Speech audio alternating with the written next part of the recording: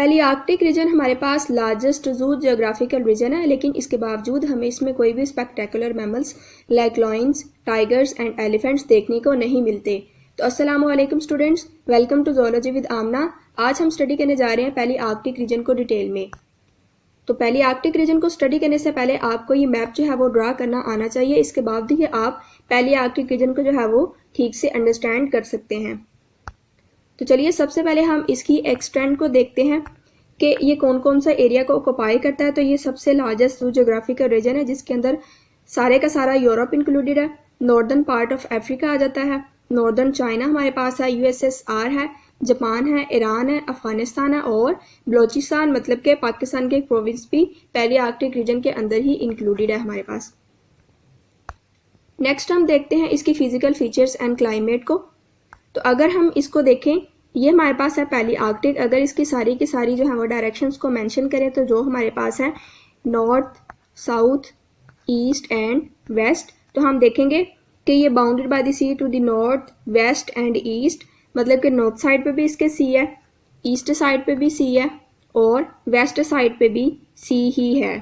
ठीक है, इस तरह तीनों साइड से तो हर तरफ ये जो है वो ओशंस के अंदर है। चौथी साइड जो हमारे पास साउथ है, साउथ साइड पे क्या है कि इसके हिमालयास और सहारा डेजर्ट प्रेजेंट है।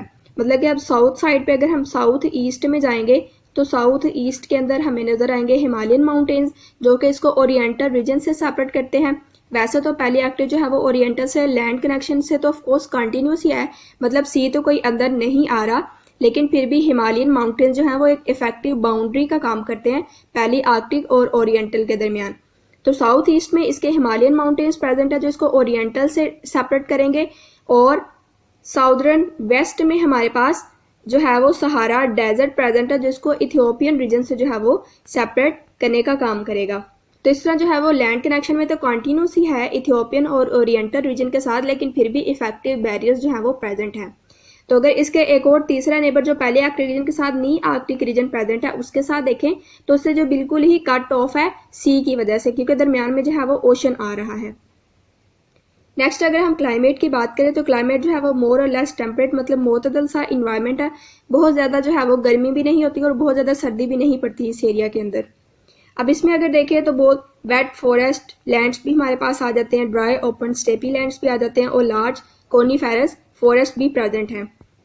इसके बाद अगर टेम्परेचर को देखें तो टेम्परेचर जो है वो काफ़ी ज़्यादा उसकी वाइड रेंज है, मतलब कि हम देखेंगे कि नॉर्थ में हमें कुछ और टेम्परेचर देखने को मिलेगा, वेस्ट में और टेम्परेचर देखने को मिलेगा, ईस्ट में और साउथ में और टेम्परेचर हमें देखने को मिलेगा। इसके अलावा रेनफॉल में भी हम काफ़ी फ्लक्चुएशंस को देखेंगे कि रेनफॉल जो है वो कहीं किसी एरिया में कुछ हो रहा है, पैलियार्कटिक में किसी एरिया में जो है वो कुछ और है रेनफॉल।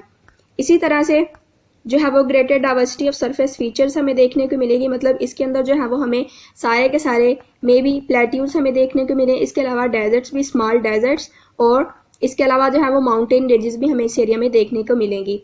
और ये सारी की सारी इस रीजन की जो है वो कैरेक्टरिस्टिक्स हैं।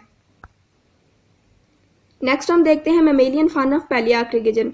तो जैसे हम कह रहे हैं कि मेमेलियन फाना में इसके अंदर कोई भी लार्ज जो है वो मैमल्स प्रेजेंट नहीं होते, ओनली स्मॉल मैमल्स जो हैं वो, जैसे कि hyenas, camels, donkeys, sheep, oxen and deer, इस तरह के जो हैं वो हमें मैमल्स इसमें देखने को मिलेंगे।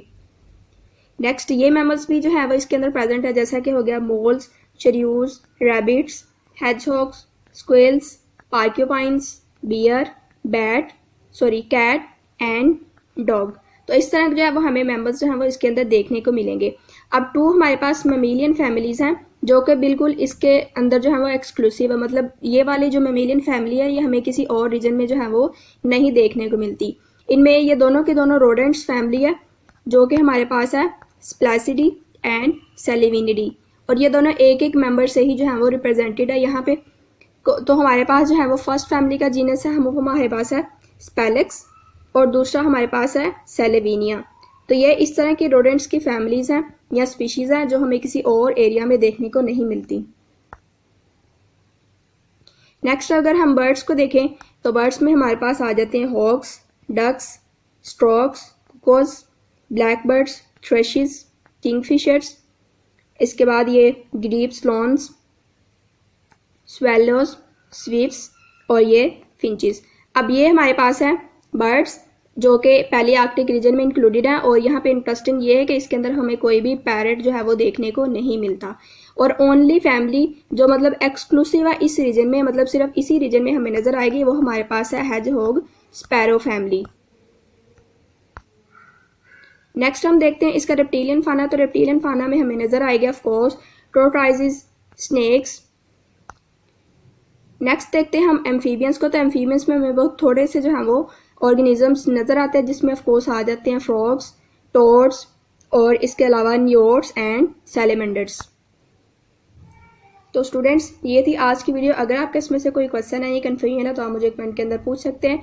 अगर आपको वीडियो अच्छी लगी तो मजीद इन्फॉर्मेटिव वीडियोस के लिए चैनल को सब्सक्राइब करें। नेक्स्ट वीडियो तक के लिए अल्लाह हाफिज़।